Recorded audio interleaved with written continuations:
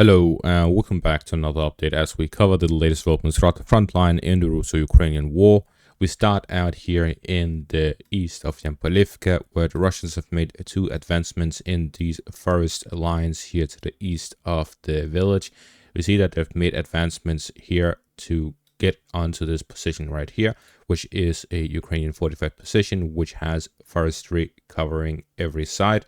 So with that, we see that this is most likely a heavily fortified Ukrainian position that allows them to hold back any further advancements towards Avdiivka. And then there is only these forest patches here to the east of Avdiivka between the Russian forces and the Ukrainian village. So with this, we see that there is this constant efforts by the Russians to get closer and closer to Avdiivka, similar to the Tursk direction and Sarishne, where the Russians managed to gain a foothold close to. But the difference here is that there isn't a lot of forest here to the south compared to the northern direction, where east of Terni and Avdiivka, there are these huge forest areas, which will make it difficult for either side to make any sort of armored assaults. This is why we're seeing that the main focus is these infantry-based assaults, where small squads launch assaults here within the forest areas and slowly advance with the cover of artillery. Now, something else that I want to talk about in this video is a continuation of what I said last one about the tactical situation with how Ukraine is defending and how Russia is attacking. So I decided to provide some evidence to my talking points so that you get the full picture. If you have watched the video from yesterday, then you'll understand this well. If you haven't, then I'll give a quick rundown. Essentially, the Ukrainian defensive strategy is two main points. It is defense in depth, where the Ukrainians have frontline positions all the way to the very point of the front line, spread around in trenches and fortifications, where Ukraine sends some of the least trained and least equipped soldiers to slow down the Russian forces advancing. And then there's the active defense part, which is different units of the Ukrainian army which are in reserve, moving around, which are well equipped and well trained, that then counterattack all of the positions the Russians attack in. As we see here, the Russians made some advancements east of Terni, and the Ukrainians launched a counterattack, retaking some of the territory. We see this also in the direction of Avdiivka, where the Russians took some territory, then they were pushed back. Now in Avdiivka in the south, where the Russians have a position in the residential area, the Ukrainians constantly launch counterattacks. This is seen with this footage here, where we have this video which shows the Ukrainians launching a counterattack here in the Avdiivka direction, where we see these two tanks driving into the residential area and shooting at Russian positions. So these are some of these elite units that move around the front line and counterattack wherever the Russians make some sort of potential breakthrough at the front line. Like here, where the Russians took control over the pipe, moved through it, got control of the residential area. This can be considered a breakthrough. If the Russians manage to take advantage of this, they could move further and possibly take the entire south of Avdiivka. And not just in this residential area, we also have this video here which shows Ukrainian attempts at counterattacking in the direction of Sarkauhotta, which I mentioned is a very important outpost that is now under Russian control, because it is the one and only main road between the Russian positions here to the south of Avdiivka and the residential area. So if the Ukrainians manage to cut that off, the only supply line for the Russians would be the pipeline that goes through and under the earth. So with that, we see that there is this armored convoy attacking this Sarkauhotta direction, which shows again these are the elite units. We see that this is completely different to other assault groups or rotations the Ukrainians take place, as they are much more well executed and less risky. We see how the infantry is dismounting from the armored fighting vehicle, infantry fighting vehicles, as they are under cover and they take their time, and it works out much better than, for example, this video. In the direction of Sinkivka, we have this geolocated map which shows different strikes that happened a while ago, and one of the first strikes is against this Ukrainian armored vehicle. As we see within this footage, the armored vehicle is carrying infantry on top of it. This is a very budget way of transporting troops because they're very vulnerable when huddled on top of the vehicle.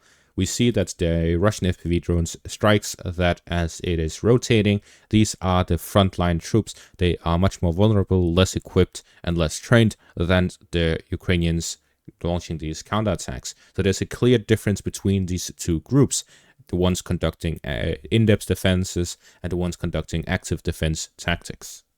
Moving back to Avdiivka, there are more points to cover with these defensive tactics. First off, we have this in northeast Stepove, where Ukrainian tank here to the northeast counterattacked the Russian positions, recent Russian gains here, as soon as they made them. So we're seeing that there is this continuation of Ukrainian elite units. For example, this one is slightly attributed to the 47th Mechanized Brigade or the 110th Mechanized Brigade, which are the more elite units of the Ukrainian army compared to the infantry-based brigades and territorial defense units. So we're seeing that these armored vehicles and tanks are conducting counterattacks whenever the Russians make any sort of advancements. We also see that there are these layers of trenches which are to be occupied for the in-depth defense units. As for how these Russian breakthroughs take place in the first place, we have to look in the northeast of Avdiivka with the Russian armored convoy that recently made this small advancement here. And we see that there is this Russian armored convoy that simply moves through this northern parts all the way down to the south and then returns back again. At first, I thought that the Russian soldiers simply did not have any guts, or that they simply didn't want to advance, whatever the case may be. The weird thing was that the Russian soldiers were not getting shot at, the armored convoy was not getting shot at, while the Ukrainian drone clearly, from the 110th Mechanized Brigade, was clearly having an overview of the whole situation and looking at them, seeing where they were advancing and where they were going, all of these things. So the Russian convoy was moving unopposed, yet it decides to turn away instead of continuing. This really left me puzzled. Why are they launching attacks, making some small advancements, and then returning without even fighting? That made me realize, with these new revelations about the Ukrainian tactics, that this was simply to avoid a Ukrainian trap. And this Ukrainian trap that I'm talking about is something that actually happened when the Russians first started the Avdiivka original attack. When the Russians first started the attack on Avdiivka back in October, the Russians launched an assault here to the north of Avdiivka, where they crossed over the railways and went to attack Stepove and Berdishi. Once they were in these northern hills north of Stepove and Berdishi, after breaking through all of the Ukrainian defensive positions, which were all in-depth defenses, so weaker units with less equipment, less training, that they simply were able to drive through. So the Russians made a significant advance on the first few days, managing to advance through all of these positions and trenches and fortifications, reaching Stepove and Berdishi.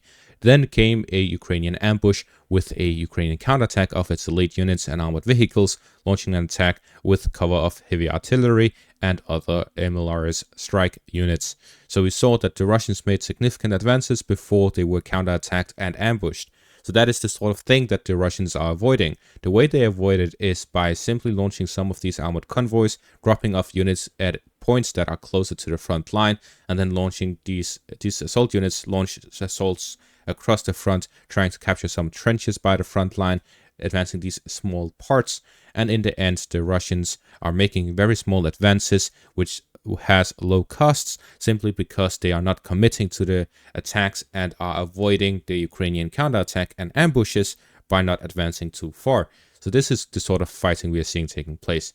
The Ukrainians cannot simply waste everything they have on these smaller assault units, especially these convoys who are simply too far away for them to accurately ambush them. They may strike a few of them, but they could just turn around. So the Ukrainians are simply hoping that the Russians overextend and take control over areas where they are vulnerable, after which they strike and launch counterattacks.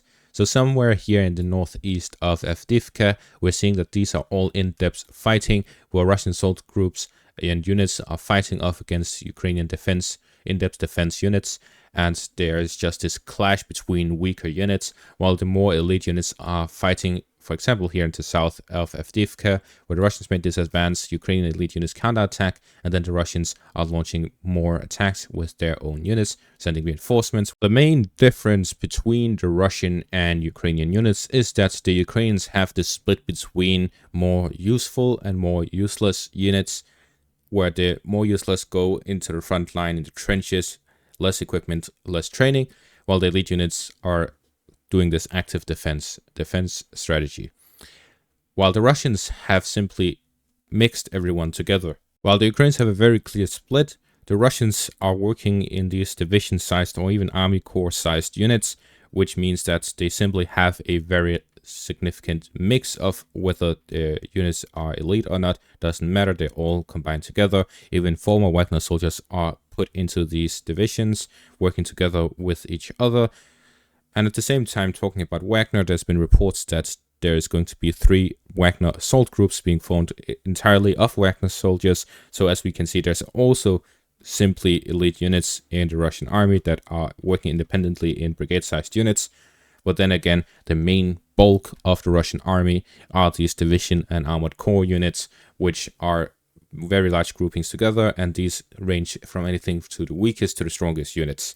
So that is the sort of fighting we're seeing taking place all across the front line, and these are the tactics being used. And this was the footage you needed to know that I was speaking the truth. And that's going to be all for this update. Thank you all for watching, and have a great day.